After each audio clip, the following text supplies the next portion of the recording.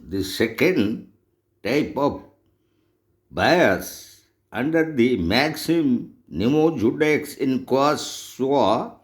is personal bias, and personal bias as it means relationship between the decision making authority and the party to the case, either a friend or relation, or having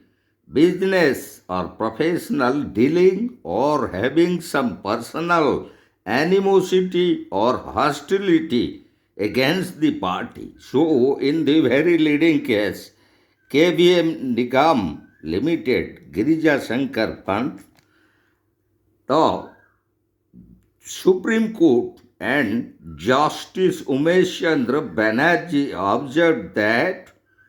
personal bias was either personal friendship or animosity or close acquaintance or use of extreme and unbalanced terms or not applying objective mind to the issue. And regarding the third bias, that is the bias as to subject matter, so the very issue in question or the issues or policies being contested before the judge or the issue in controversy or the matter in dispute,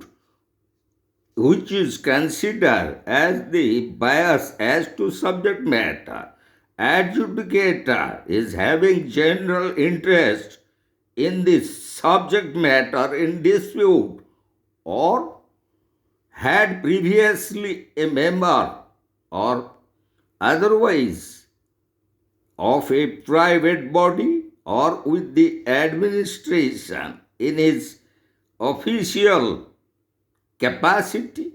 So, in connection to that, we'll discuss regarding the Royal Society for Prevention of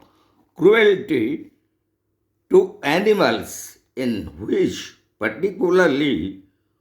one of the magistrates who is going to decide the very subject matter was himself a member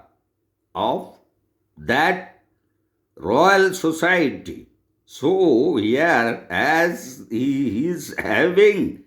an interest in the subject matter, so there would be a bias regarding